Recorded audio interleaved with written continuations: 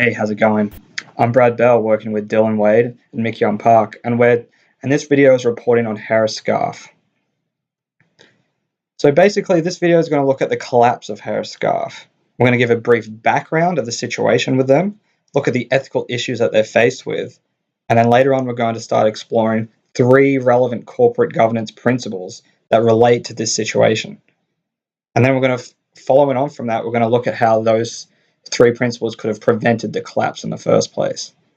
And within that, we're going to back this up with some key literature and theories that we've worked out through our course.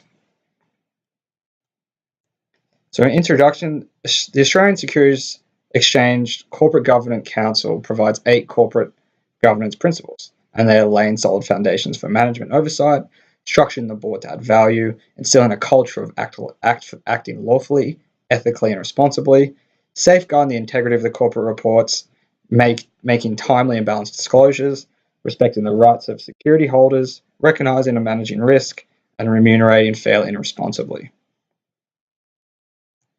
So for a background, Harris Scarfe started to trade in 1850 in South Australia in Adelaide.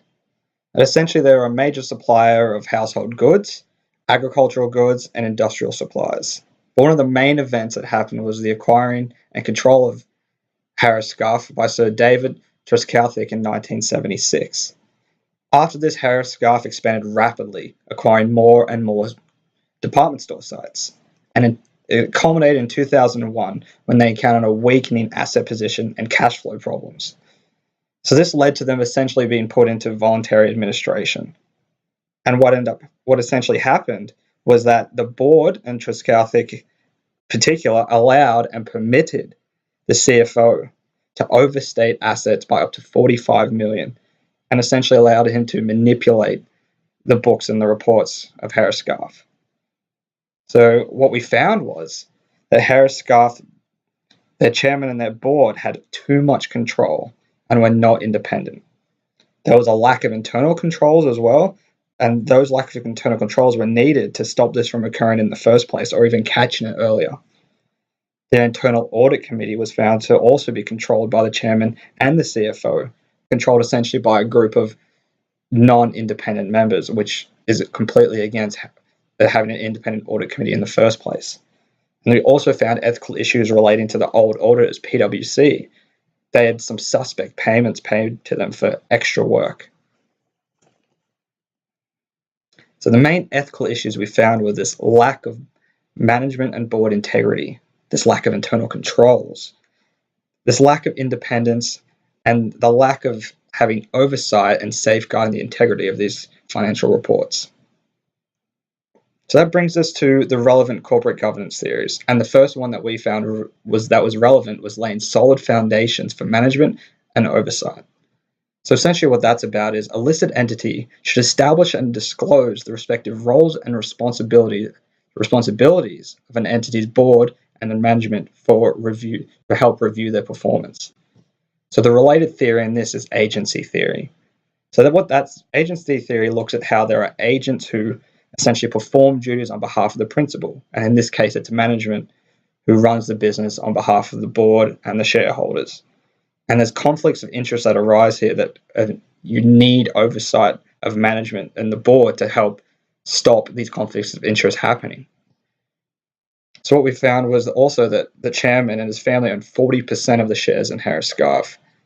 Trescothick and his brother Mark, who were on the board, were performing roles that allowed them to permit this creative accounting towards not only management compensation, but the manipulation of the reports that we talked about in the beginning.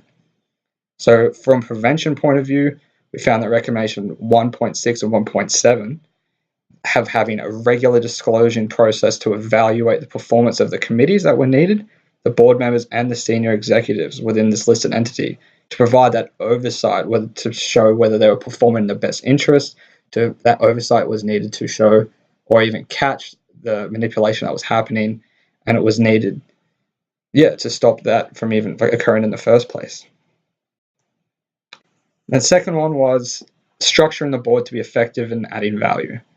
So the board of a listed company should have an appropriate size, and collectively have the skills, commitment, and knowledge of the entity in which the industry operates to enable it to discharge its duties effectively and to add value to the company.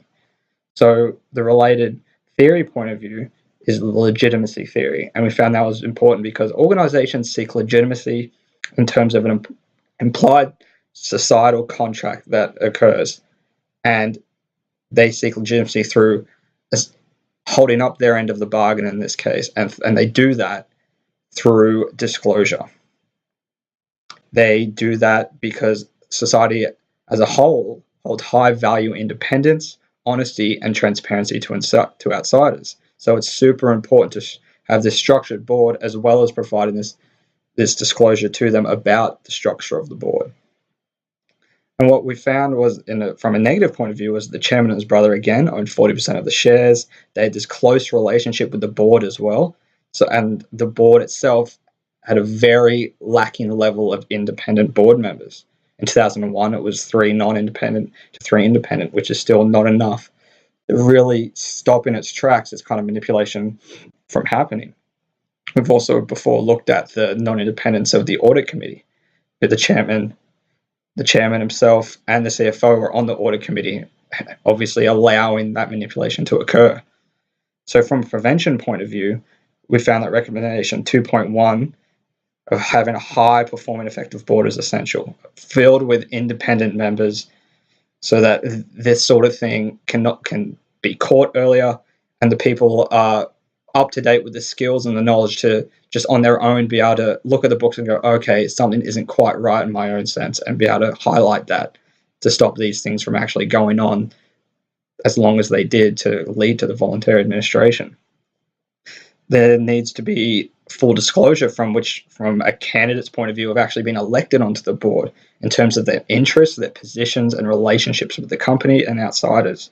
So what would have been picked up in the first place was how the board was structured in the sense of having those close relationships and that high level of share ownership, and that would have been a bit suspect and caused for potential controls to be put in place or things to happen that would have stopped them from having so much control of the board and being able to put this manipulation through without being caught. Another point is avoiding those close relationships with directors to minimize threats to independence, which is so important. That independence is really needed to meet that societal value.